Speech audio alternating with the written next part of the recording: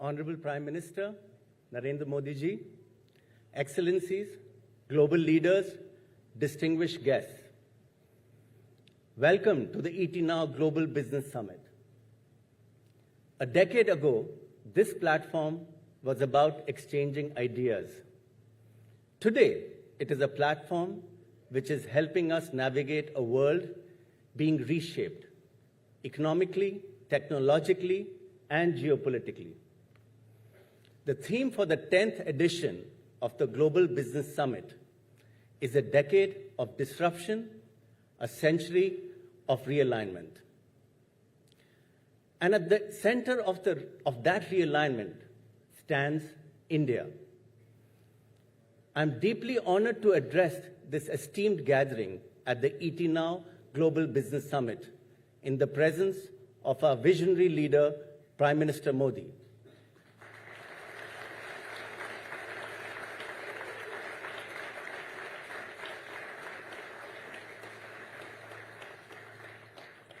Today, I speak not just as a representative of the business community, but as a proud citizen of a nation that has embarked on a remarkable journey of transformation and growth. Under your dynamic leadership, India has transitioned from a land of aspirations to a nation of achievements. We have witnessed our potential being realized and our performance reaching new heights.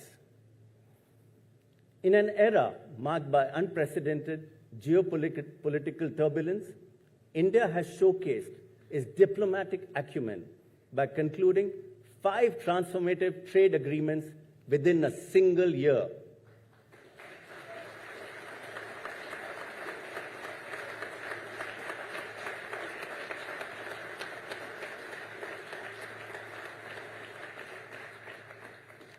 These agreements with the United States, European Union, United Kingdom, New Zealand, and Oman have positioned India as a bridge builder in a fractured world.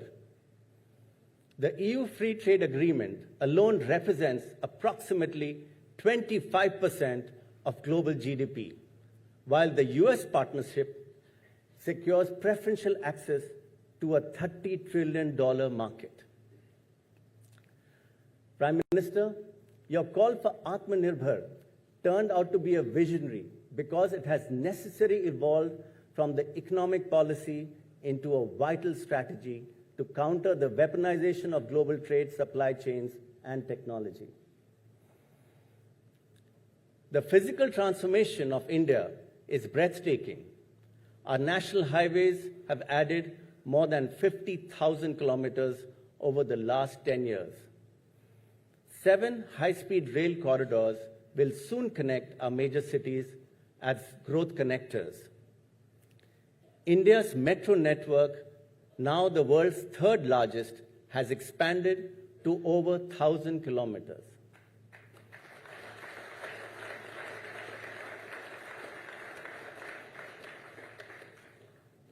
India's digital revolution has been spectacular. India has emerged as the first major democracy to build population-scale digital public infrastructure, including identity, payments, data, and governance. India today processes more than 100 billion digital payment transactions annually, with UPI accounting for 85% of retail digital payments, a public digital infrastructure unmatched globally.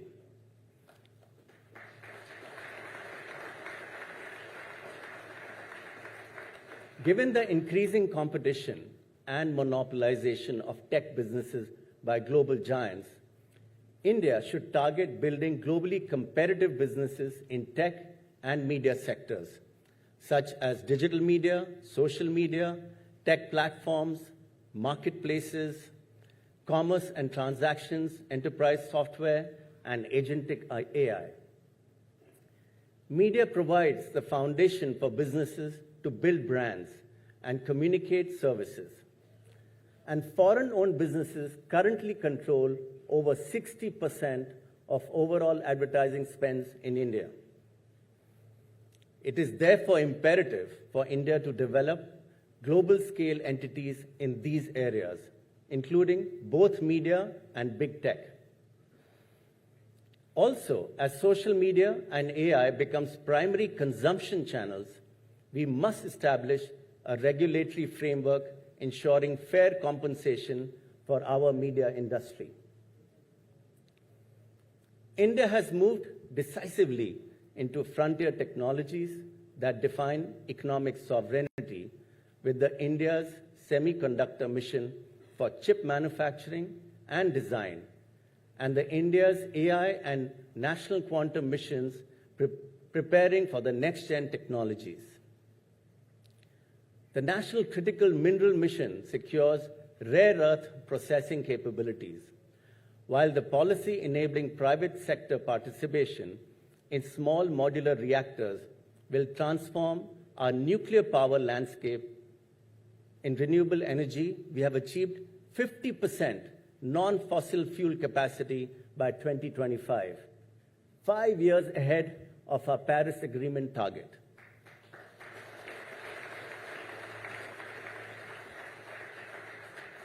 With our solar energy driving our ambitious 500 gigawatts non-fossil fuel capacity goal. I truly believe that this is just the beginning. Today, more than 1,700 global capability centers have flourished in India. They are employing nearly 2 million professionals today. It is believed that by 2030, India will be home to more than 2,400 GCCs.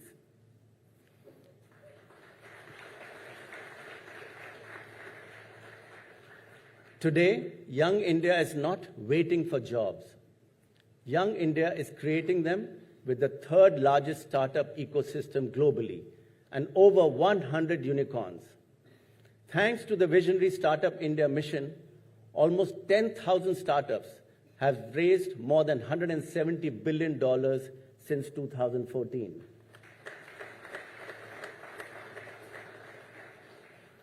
India has become the fourth nation to succeed in space docking experiments. With over 300 operational space startups, we are democratizing space, technology, and fostering innovation. Since PM's announcement on Independence Day last year, over 350 reforms have been rolled out across sectors. GST 2.0 simplified taxation and reduced compliance burdens. The historic Income Tax Act 2025, replacing the 1961 Act, streamlines provisions and reduces litigations. Implementation of the new labor codes will modernize the workforce and boost formal jobs. These achievements represent more than just statistics. They represent dreams fulfilled, lives transformed, and a nation confident in its destiny. As India moves steadily towards Viksit Bharat at 2047, the defining feature of this journey is not ambition alone, but confidence in execution. Over the past decade, India has demonstrated that democracy and decisive governance can move together, that development and delivery reinforce each other. Today, India is not just a passive participant in the global order. It is an active shaper of it and is guided by continuity, credibility, and conviction. This is India's moment, and it is being shaped with purpose. As the NOW Global Business Summit completes its first decade, it does so at a time when the ability to institutionalize resilience may be the defining economic skill of our era. Nations that can convert disruption into strength and uncertainty into strategy will define the century ahead. Honorable Prime Minister, You have given India confidence. You have given India clarity. You have given India ambition. India does not ask whether it can rise.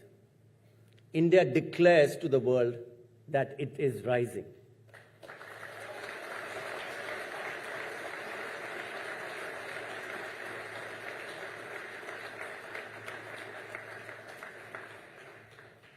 It is with immense pride and deep respect that I welcome the Honorable Prime Minister of India, Shri Narendra Modi ji, to address this distinguished gathering.